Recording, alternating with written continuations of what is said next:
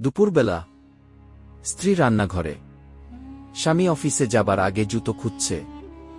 স্ত্রী একটু বিরক্ত হয়ে বলল, সব সময় তাড়াহুড়া করো, কোথায় রেখেছ নিজেই জানো না। স্বামী কিছু বলল না, শুধু চুপ করে দরজার সামনে দাঁড়াল। তারপর বলল, তুমি কি জানো, তোমার এই রাগই আমার সবচেয়ে প্রিয়। স্ত্রী মুখ ঘুরিয়ে বলল, তুমি আবার নাটক করছো। স্বামী হেসে বলল, চলো একটু কাছে এসো। স্ত্রী এগিয়ে এলো। স্বামী কপালে একটা চুমু দিয়ে বলল, ভুল করলে ক্ষমা করে দিও, তোমাকে খুব ভালোবাসি। স্ত্রী অবাক হয়ে বলল, এইসব হঠাৎ কেন বলছো?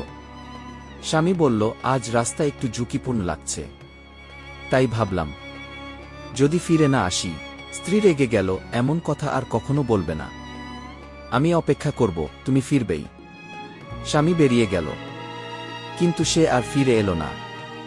রাস্তার এক দুর্ঘটনায় সে চলে গেল চিরতরে।